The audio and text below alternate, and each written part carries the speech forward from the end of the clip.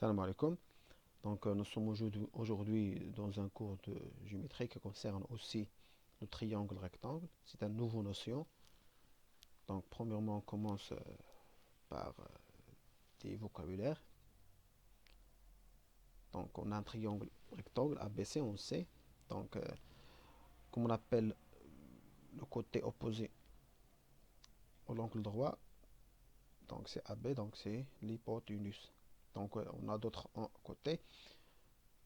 Premier côté de l'angle droit, deuxième côté de l'angle droit. Aussi, on peut l'appeler premier côté par le côté adjacent de l'angle ABC parce que c'est un côté de l'angle ABC aussi. Aussi, c'est un côté de l'angle droit. Pour le côté AC, c'est un côté de l'angle droit et aussi c'est un côté de l'angle BAC, donc ça s'appelle côté adjacent à l'angle BAC. Donc on a l'hypoténuse, c'est l'angle, c'est le côté opposé à l'angle droit. On a aussi un côté qui s'appelle le côté adjacent à l'angle ABC, donc qui est un côté commun de l'angle droit et de l'angle ABC. Aussi, on a le côté AC s'appelle aussi le côté adjacent, mais de l'angle BAC, de l'autre angle BAC qui est un côté commun de l'angle droit et de l'angle BAC. Donc, ce sont des vocabulaires importants à retenir. Maintenant, je vous propose une activité pour découvrir le nouveau notion. Donc, on prend un triangle rectangle ou bien plusieurs triangles rectangles. Donc, premièrement, le triangle rectangle RTS, on sait. Donc, dans l'un de ces angles est de mesure 40 degrés. Donc, c'est l'angle T. Donc, on va essayer de calculer le rapport de côté adjacent à l'angle T et le côté qui s'appelle l'hypoténuse. Donc voilà, donc on a TS, c'est le côté adjacent. Donc j'ai essayé d'utiliser les instruments, donc la règle graduée pour mesurer les longueurs et aussi les calculatrices pour calculer le rapport. Donc TS pour moi, donc dans ce triangle, donc, je trouve que la longueur TS est égale presque 3,83. Et pour l'hypoténuse TR, donc c'est presque 5 cm. Donc le rapport TS sur TR est égal à 3,83 sur 5. Avec la calculatrice, on trouve qu'il est égal à 0,766. Donc je vais refaire la même chose pour le triangle EFG dont on a un angle de mesure 40 degrés. Donc c'est un triangle rectangle en F. Donc de même chose, on va calculer le rapport de côté adjacent de E sur l'hypoténuse. Donc le côté adjacent c'est EF. EF a pour mesure 3,06. EG c'est pour mesure 4 cm. Donc le rapport EF sur EG est égal presque au moins 3,06 sur 4. Avec la calculatrice, on trouve que 0,765. Donc un autre triangle ABC qui est rectangle en A dont l'angle C est de mesure 40 degrés. Donc on fait la même chose. On va calculer le rapport de côté adjacent de C sur l'hypoténuse. Donc AC c'est le côté adjacent. Donc pour mesure donc à 6 cm et l'hypoténuse BC donc on a presque 7,83. Donc on fait le rapport, donc S, donc le rapport de côté adjacent de C sur l'hypoténuse est égal presque 6 sur 7,83. Donc avec la calculatrice, on trouve que ce rapport est égal presque 0,766. Donc un autre exemple, donc dans un triangle aussi rectangle K et G, donc rectangle en G, ou si on a l'un de ces angles est égal à, ou bien à mesure 40 degrés, donc on va essayer de calculer le rapport du côté adjacent et la longueur de l'hypoténuse. Donc le côté adjacent c'est KG, KG pour mesure 5, l'hypoténuse c'est KI est égal à presque 6,63. Donc on va calculer le rapport, donc 5 sur 6,53, donc KG sur KI c'est égal à presque 0,766. Donc on remarque que dans les quatre triangles sont tous rectangles et aussi ont un angle de mesure 40 degrés. Donc on va dans les quatre exemples, on a calculé le rapport entre le côté adjacent de l'angle de mesure 40 degrés et l'hypoténuse. Donc on a presque une valeur invariante, donc une valeur constante, donc presque 0,666. Donc on remarque que le rapport, ou bien le quotient de côté adjacent à l'angle de 40 degrés sur l'hypoténuse est égal presque 0,766. Donc ici on change la mesure de l'angle. Donc si on change la mesure de l'angle, donc on a dans les exemples précédents, donc on a l'angle a pour mesure 40 degrés. Donc on change, par exemple 30 degrés. Donc on va faire la même chose.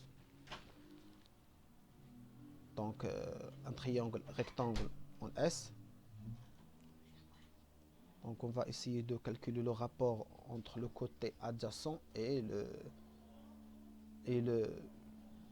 la longueur de l'hypoténuse. Donc côté adjacent c'est TS, TS est égal à 4,33, TR est égal à 5, donc le rapport c'est 4,33 sur 5, donc avec la calculatrice est égal à 0,866. Donc un autre triangle aussi rectangle, et aussi on a un angle de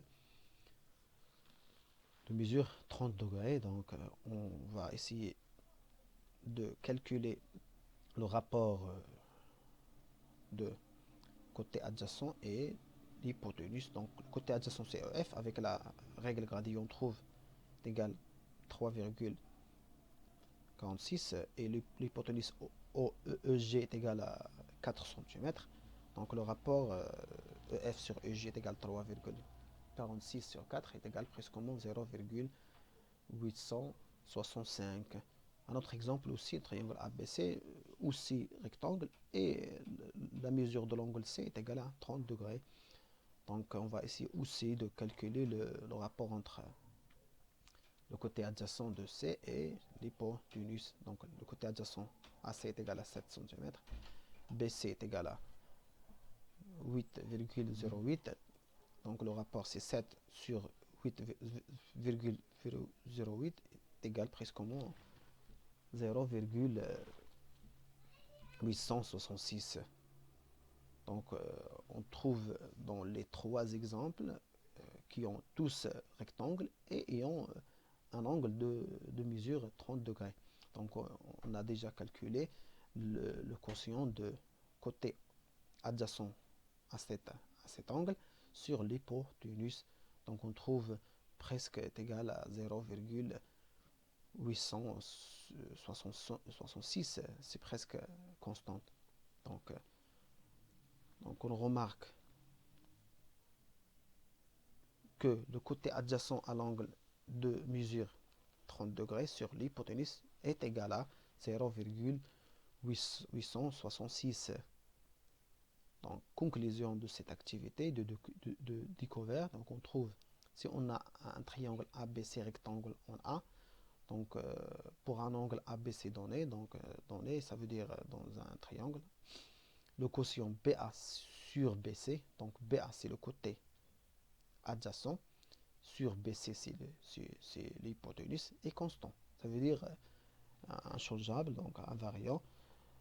Ce nombre ne dépend que de la mesure de l'angle ABC. Ça veut dire si on change l'angle, bien la mesure de l'angle ABC, cette quotient, bien ce quotient, il change aussi. Donc on revient aux exemples. Donc pour la mesure 30, on trouve 0,866 et pour la mesure 40, on trouve 0,666. Donc ce quotient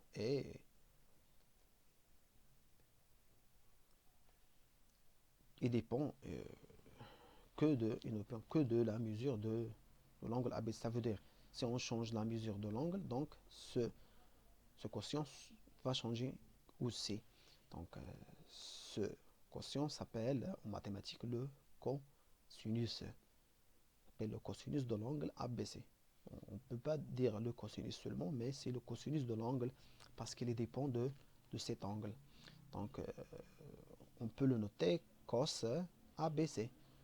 Et ce sera cosinus de l'angle ABC. Donc qu'est-ce que ça veut dire cosinus?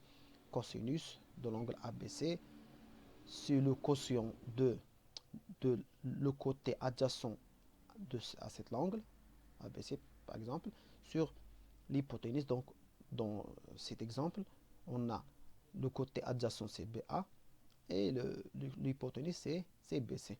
Donc c'est une résultat, donc on doit le démontrer. Donc une proposition de démonstration. Donc voilà, on a une figure. Dans cette figure, on a deux triangles rectangles. Première BA'C', rectangle en A', et triangle ABC, rectangle en A. Donc ces deux triangles ont un angle commun, c'est l'angle B. Donc les droites AC et A'C, sont perpendiculaires à la droite AB. Donc on peut dire que les droites AC et A'C' sont parallèles. Donc si on applique ici une résultante ou bien propriété du triangle et de droites parallèles, donc après la propriété qui s'appelle aussi la théorème ou bien propriété de Thalès, on trouve que la longueur BC' sur BC est égale à la longueur BA' sur la longueur BA. Donc si on applique la règle de Croix, on trouve que numérateur fois dénominateur est égal numérateur fois dénominateur. Ça veut dire BC' fois BA est égal BC fois BA'. Si on divise chacune des deux membres de l'égalité par BC' fois BC, donc on trouve BC' fois BA sur BC' fois BC est égal BC fois BA' sur BC' fois BC. Donc on simplifie de premier nombre BC' par BC' et deuxième nombre BC par BC, et on trouve enfin on obtient le résultat BA sur BC est égal BA' sur BC'. Donc si on fait une remarque, donc on trouve que BA c'est le côté adjacent de l'angle B dans le triangle BA'C', et donc pardon, BA, donc c'est le côté adjacent de l'angle B dans le triangle ABC, et BC c'est l'hypoténuse dans le triangle ABC. Et pour le deuxième quotient, on trouve BA', c'est aussi le côté adjacent de l'angle B, maintenant dans le triangle BA'C', et BC', c'est aussi l'hypoténuse de triangle BA'C'. Donc ce quotient reste constant et dépend seulement de l'angle B qui reste invariant. Donc la même la même conclusion, mais maintenant on la démontre. Donc si le cosinus, ou bien le, le rapport côté adjacent de l'angle ABC sur l'hypoténuse reste toujours constant, donc s'appelle le cosinus de l'angle ABC. Donc voilà, c'est notre définition d'une nouvelle notion qui s'appelle le cosinus. Donc qu'est-ce que ça veut dire le cosinus? Donc le cosinus, on ne peut pas le calculer seulement dans un triangle rectangle. Donc première condition, première condition, donc on peut calculer ce quotient dans un triangle rectangle. Donc ce membre, ou bien ce quotient qui s'appelle cosinus, donc c'est le côté adjacent de l'angle sur l'hypoténuse. Donc pour chaque angle, on a un cosinus qui s'appelle, ou bien qui est le côté, ou bien le quotient de côté adjacent de cet angle sur l'hypoténuse. Donc par exemple, le triangle ABC, rectangle en A, donc on veut calculer le cosinus de l'angle B. Donc c'est le côté adjacent à l'angle B, c'est AB, sur l'hypoténuse, c'est BC. Propriété, donc dans un triangle rectangle, l'hypoténuse est le plus grand côté. Donc d'après le théorème de Pythagore, donc on trouve que l'hypoténuse est le plus grand côté. Donc le cosinus, donc BA inférieur à BC. Donc le quotient BA sur BC, c'est inférieur à 1. Donc le cosinus est toujours inférieur à 1. Donc on trouve 0, on passe maintenant à des exemples pour bien comprendre ou bien pour appliquer cette propriété. Donc, premier exemple, on a un triangle rectangle, donc toujours on applique, donc on calcule cette quotient, bien ce quotient, le cosinus dans un triangle rectangle. Donc ZX, YZ est un triangle rectangle en X, donc voilà la figure.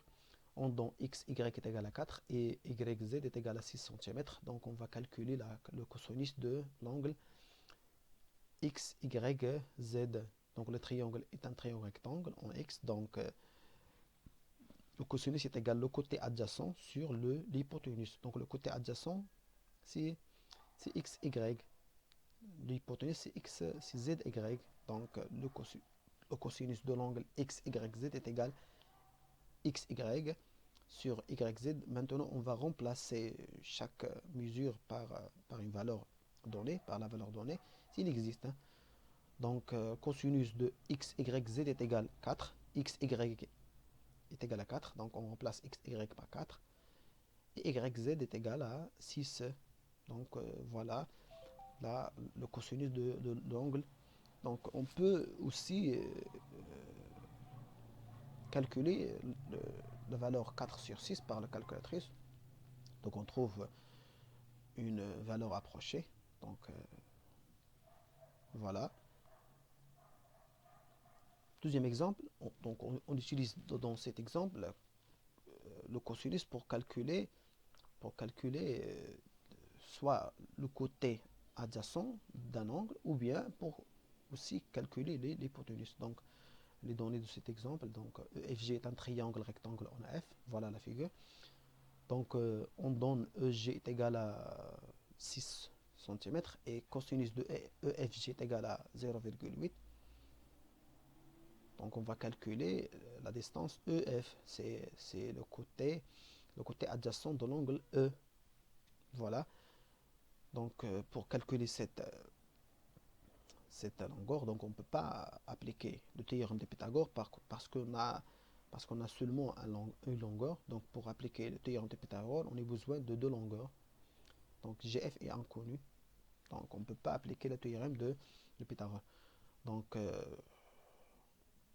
on va essayer de calculer le cosinus. Si le cosinus ici est donné, mais on va le calculer par par la définition. Donc, si le côté adjacent, c'est l'hypoténuse. Donc, on trouve que cosinus de FEG est égal à EF sur EG.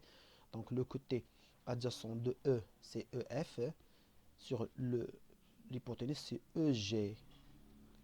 Donc, on va remplacer les mesures données. Donc, on a EG est égal à 6. Donc, cosinus de FEG est égal à EF sur 6. Donc, on trouve que EF est égal à 6 fois cosinus de FEG. Donc, on remplace aussi cosinus FEG par sa valeur qui est 0,8. Donc, on trouve que EF est égal à 6 fois 0,8 est égal à, enfin, est égal à, EF est égal à 4,8 cm. Donc, on passe maintenant à un troisième exemple. Dans cet exemple, on va aussi utiliser le cosinus pour calculer l'hypoténuse. Donc voilà l'exemple. RST est un triangle rectangle en R.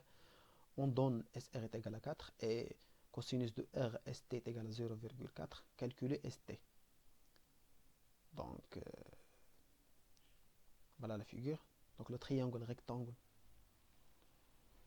en R. Donc on peut essayer d'appliquer le théorème de Pythagore, mais voilà, on a seulement un côté connu.